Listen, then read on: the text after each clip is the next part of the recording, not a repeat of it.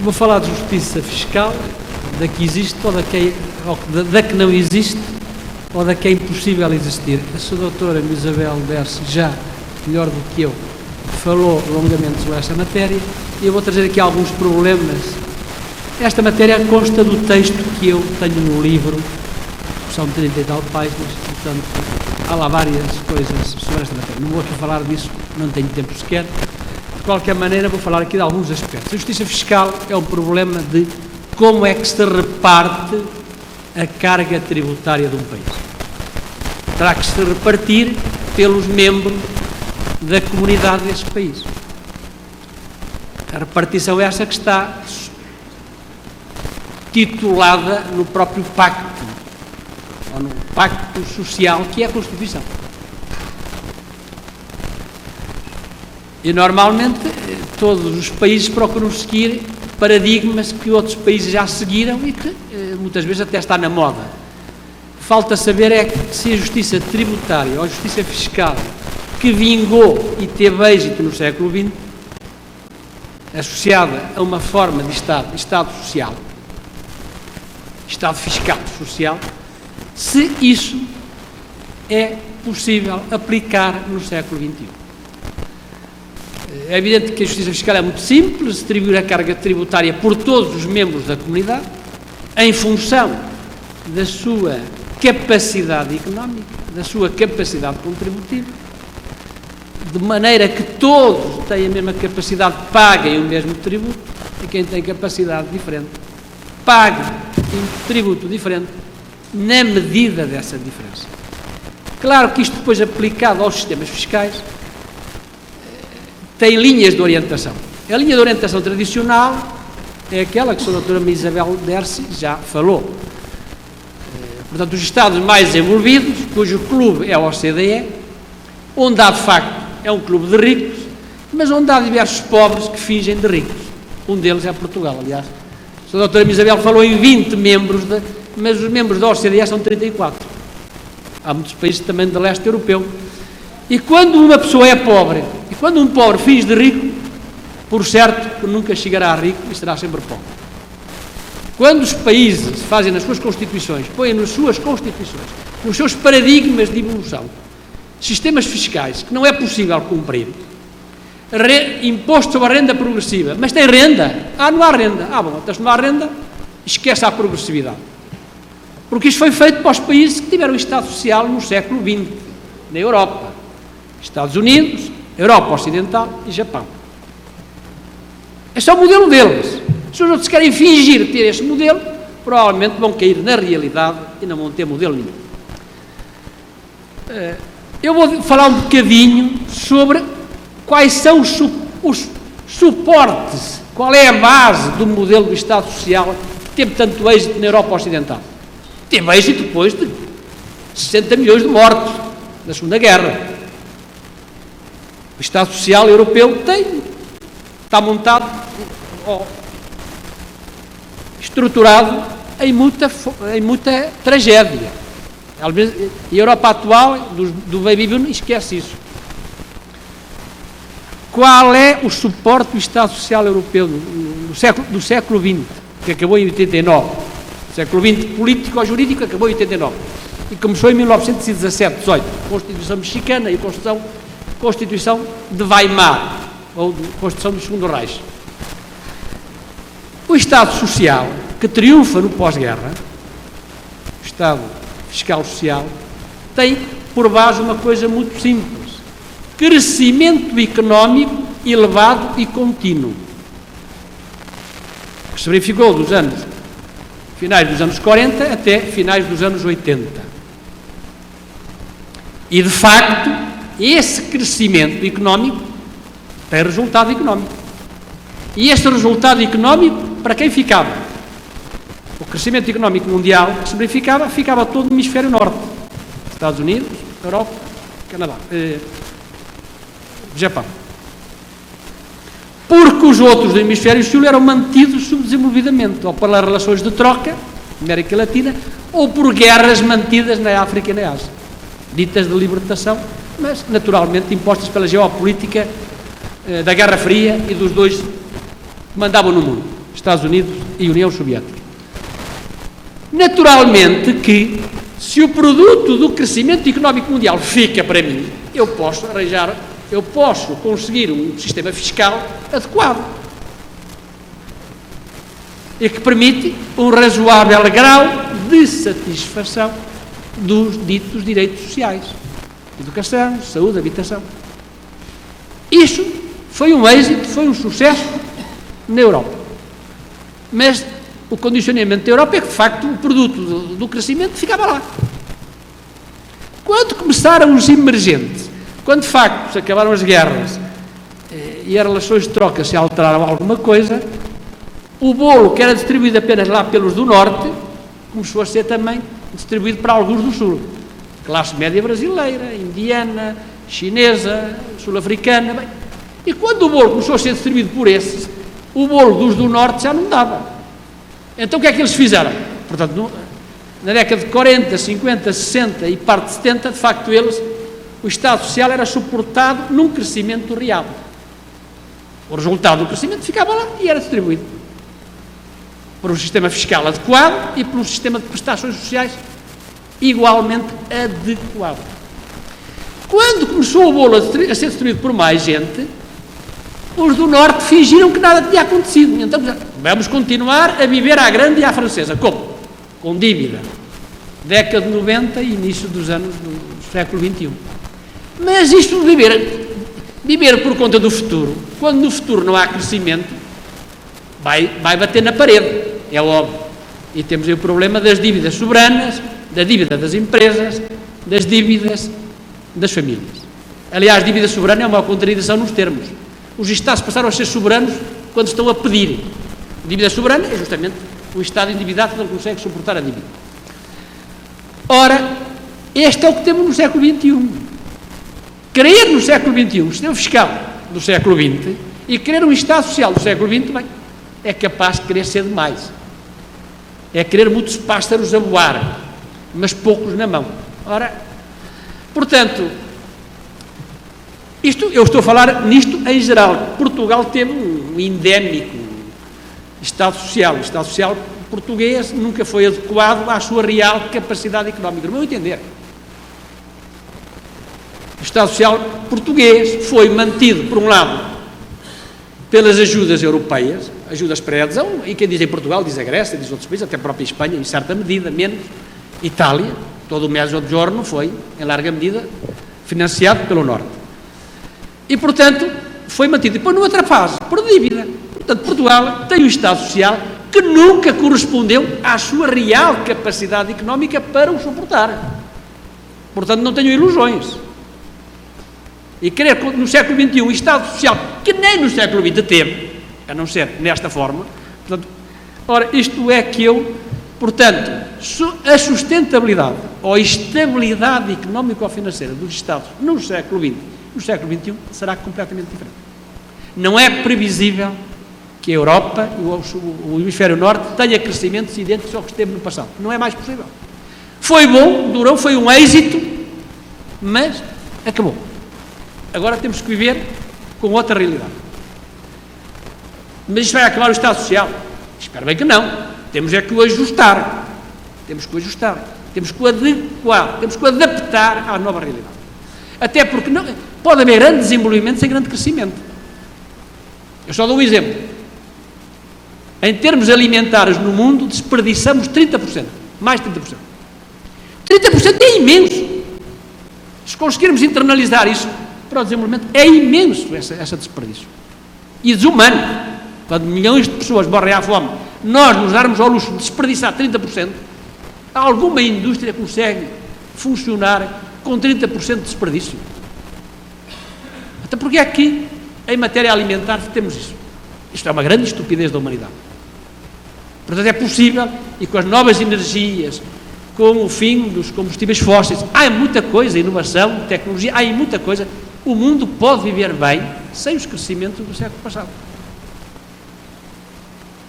Eu estou a falar para o hemisfério norte. No hemisfério sul, naturalmente, havendo países emergentes, eles estão em algumas fases idênticas às que nós tivemos no século XX. Mas atenção, a história acelerou.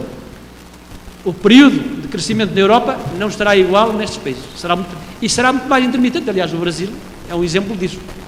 Eu em 2012, numa conferência que fiz em Florianópolis, perguntaram-me qual era a minha previsão em relação ao Brasil.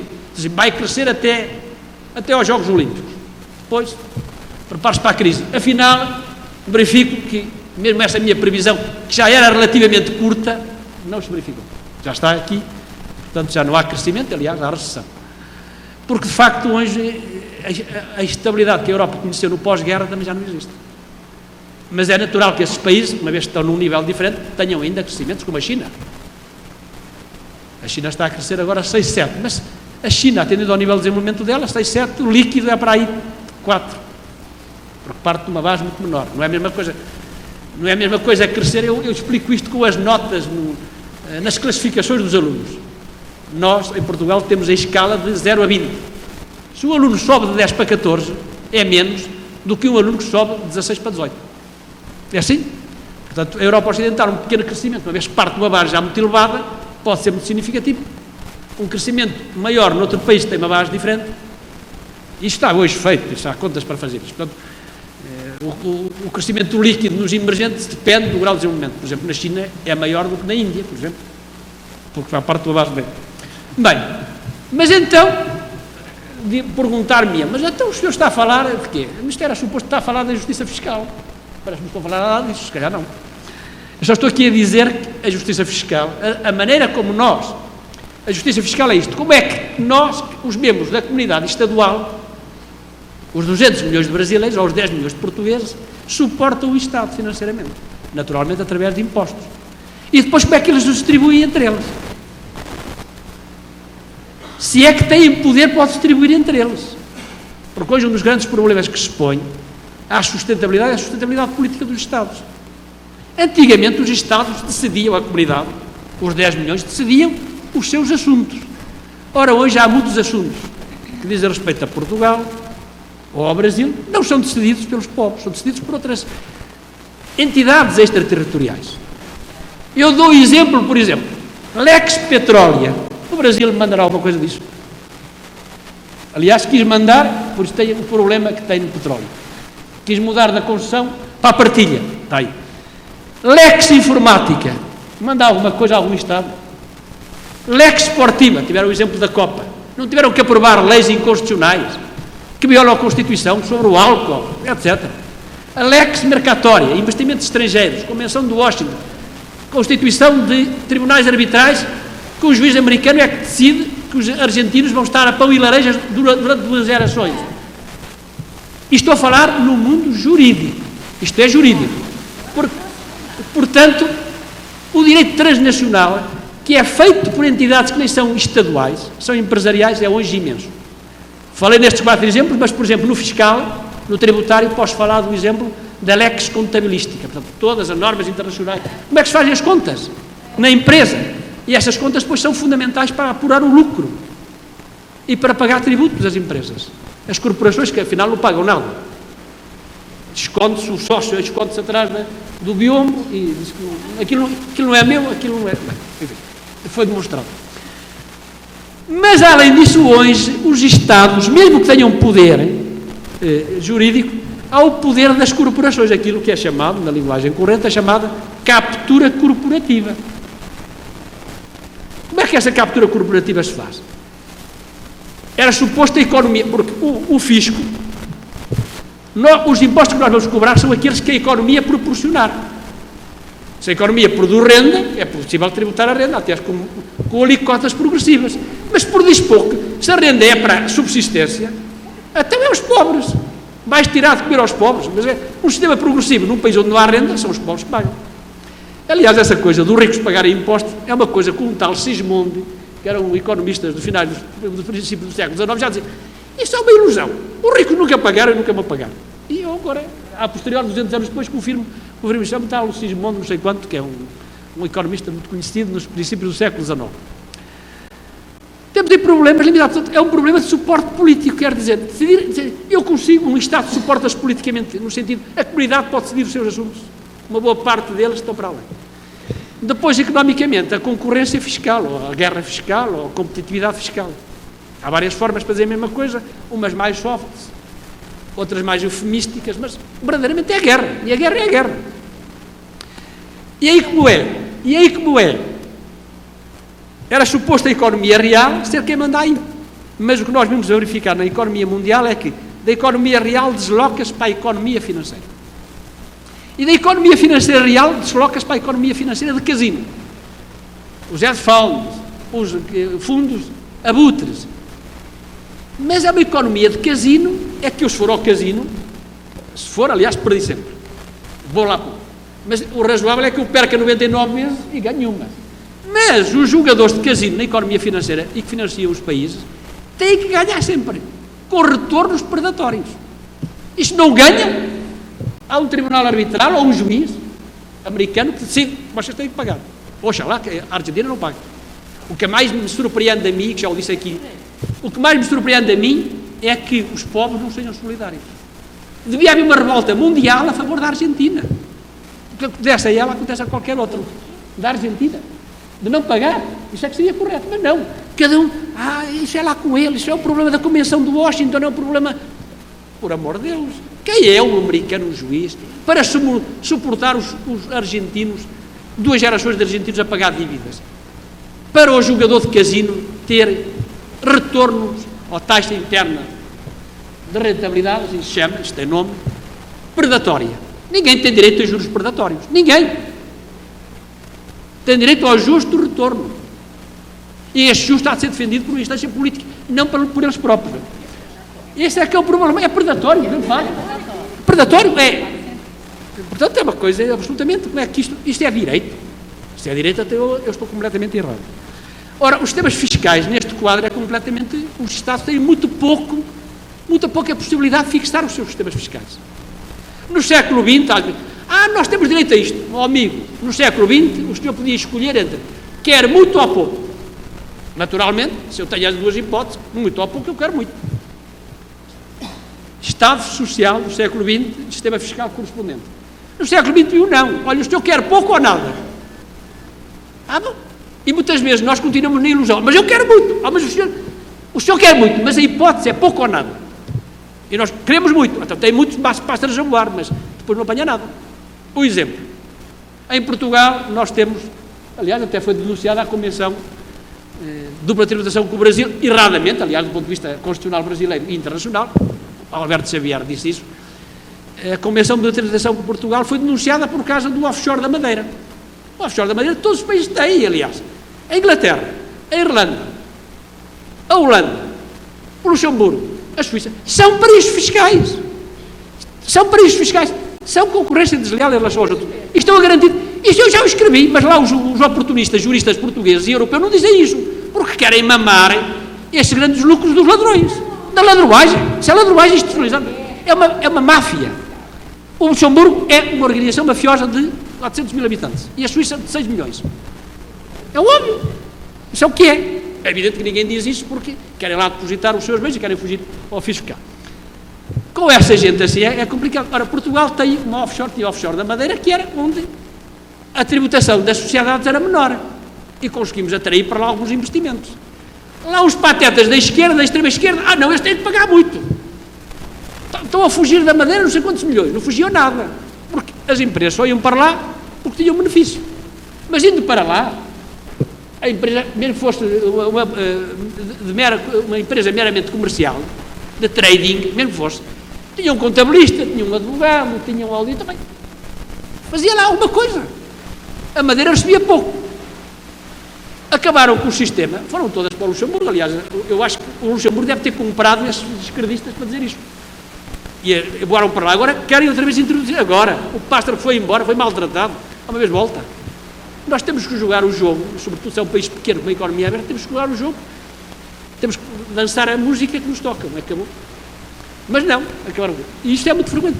Portanto, quando nós queremos muito, é o problema do sistema progressivo. O sistema progressivo é bom se nós dominarmos toda a renda do país.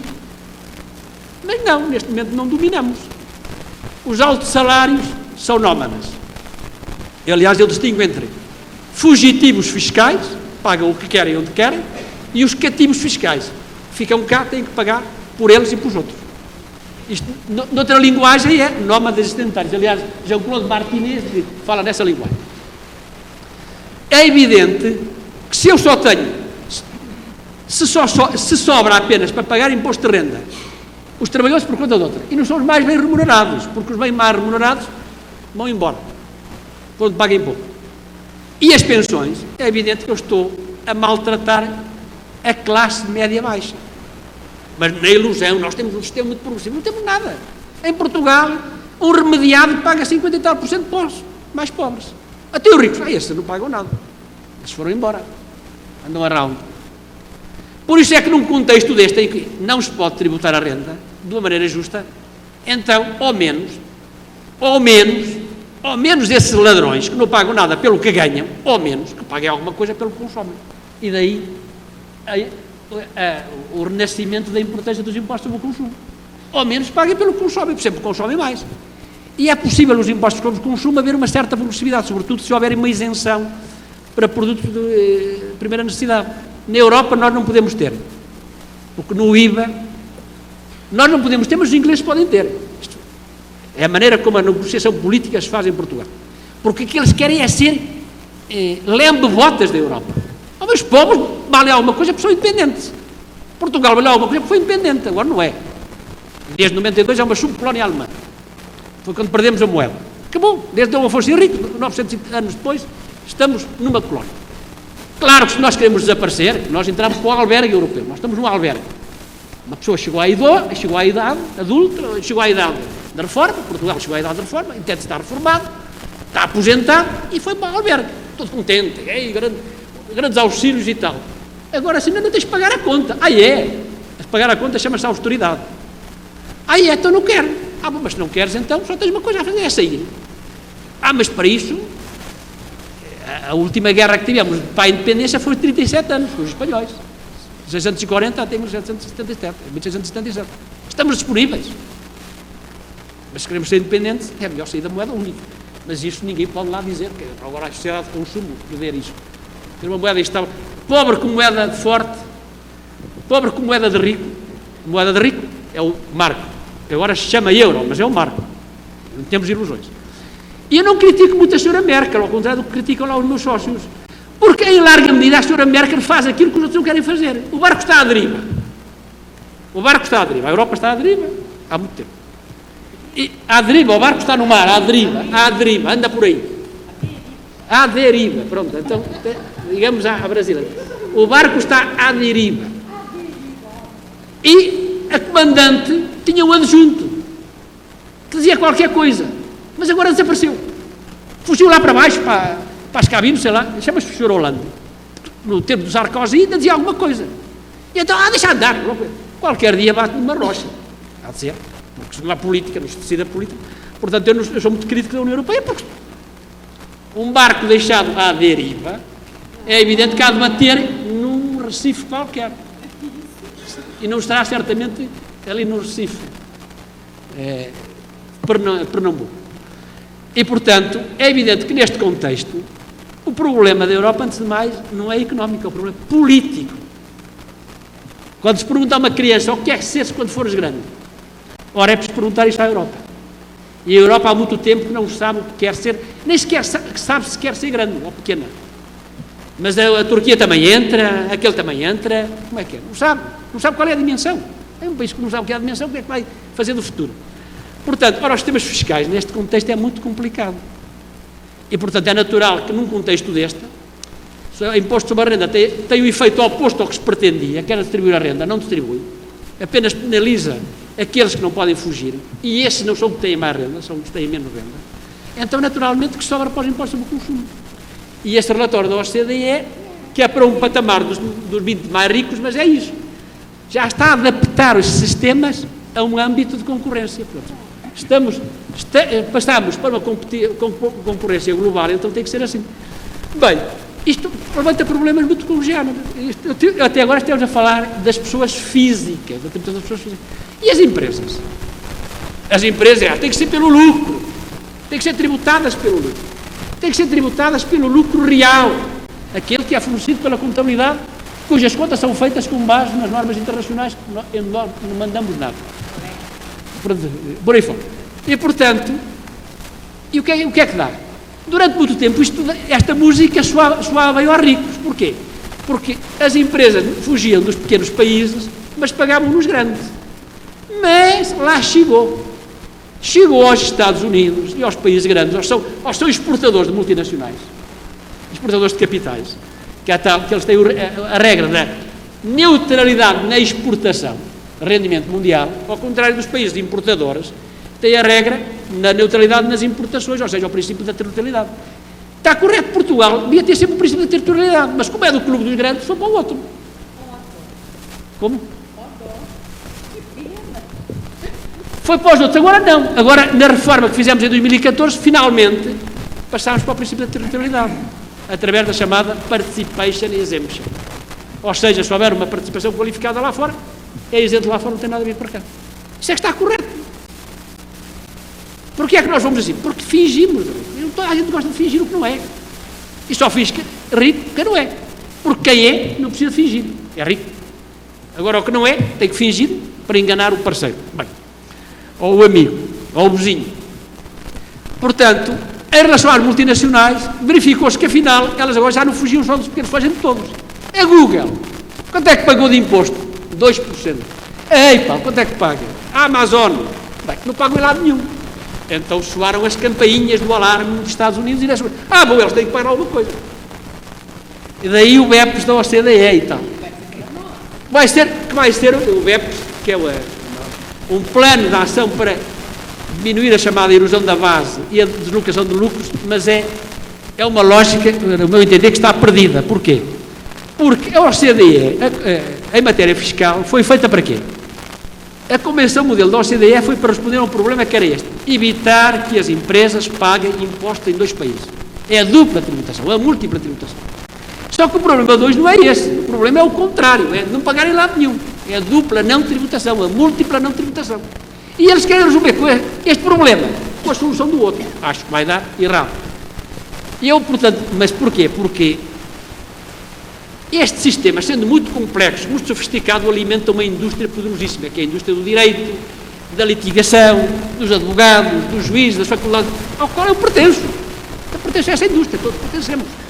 Mas isso vai levar ao cão, tenho a certeza. Então o que é que eu proponho? Que aliás propõe também o Daniel Zuckman e propõe outros, aliás. Acabou-se a tributação pelo lucro. Não quero saber do lucro. Porque o lucro ninguém o apanha. O lucro está escriturado no quarto andar, lá daquele edifício das Ilhas Caimã. E não está em lado nenhum onde eles... Então, acabemos com isso. Vamos para uma tributação mais grosseira.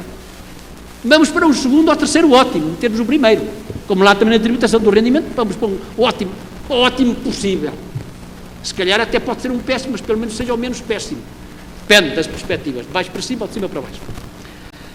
Então, como é que devem ser tributadas as multinacionais? Muito simplesmente, com o princípio da territorialidade. E eles não conseguem as vendas, mas fazem nas Ilhas Caimã. Volume de vendas. Os salários, mesmo que os paguem, as pessoas devem trabalhar em algum lado. E no Estado paga, através da proporcionalidade, o formulário é próximo. Tanto os ingleses têm uma forma para isso. Depois, os ativos produtivos. Isso eles estão localizados nos países normais. Deve ser por isso. Uma fórmula objetiva e acabou. E, portanto, acaba-se essa maringança de fugirem para todos os lados, não pagarem lado nenhum. O lucro não está em lado nenhum. É óbvio. Embora hoje não seja tão pessimista isto. Alguns depositam muitas esperanças numa coisa que é chamada o risco reputacional. Agora começa-se a falar disso. As empresas até agora violavam as normas sociais, escravizavam os trabalhadores, caso da Zara, tinham más práticas ambientais, e hoje não, hoje já começa a haver as empresas no próprio mercado. Isto era uma solução de Estado. O que eu estava a falar é a solução de Estado. A política deve ser, agora não, é a solução pelo mercado. Há muitos que depositam que o mercado resolve este problema. Através da competitividade entre as empresas, quando se assumir, se internalizar o risco reputacional. Ou seja, as empresas têm que apresentar boas práticas ambientais, senão perdem. Aliás, hoje com as redes sociais, se uma empresa for atacada, pode desaparecer. Portanto, tem interesse em ter boas práticas ambientais. Tem interesse em ter boas práticas sociais. não ter trabalhos escravos, etc, etc. E também agora, boas práticas fiscais, ou seja, a obrigar a empresa assim, onde é que a senhora trabalha? Quanto é que paga? Quanto é que paga de imposto? Então o senhor está a roubar os contribuintes de todo o mundo. No Facebook, em toda a parte, esta empresa é uma ladra, é uma ladra, rouba. Escravizam os contribuintes de todo o mundo porque não paga imposto em lado nenhum. Eu acho que isto é muito otimista. Eu tenho um amigo que trabalha na reputação da banca e tal, ele deposita muitas esperanças nisso. E agora aquela decisão da Comissão Europeia relativamente àqueles milhões que pagaram na Holanda, tem que pagar a Starbucks e acho que é a Fiat. Mas eu disse, 30 milhões, 40 milhões, o que é isso? Se fossem 3 mil milhões, aqui dizem bilhões, era significativo, agora 30 milhões não é nada, mas está bem, é um princípio. Portanto, aquele depósito, se assim fosse, eu quero acreditar, já acabou o tempo, e eu não disse nada mais do que fazer uma espécie de comício, que os senhores dirão, é um comício político, é um comício anticapitalista, é de tudo. É evidente, e agora só para concluir, eu vou respeitar o tempo, é evidente que destruir é fácil. O problema é construir. Eu tenho consciência que estive no papel no primeiro e não no segundo. Mas primeiro é preciso discutir o que há para depois poder construir a solução. Agora, querer manter-nos agarrados ao Estado Social do século XX, que foi muito bom, durou, mas acabou. Não temos mais esperança disso. E querer resolver problemas atuais com soluções que foram pensadas para outras, foi o caso do Estado Social, é o caso da OCDE, isso é que não está. Espero que tenha alguma utilidade isto. Eu praticamente não falei do assunto, mas é isto que tenho para dizer. Muito obrigado.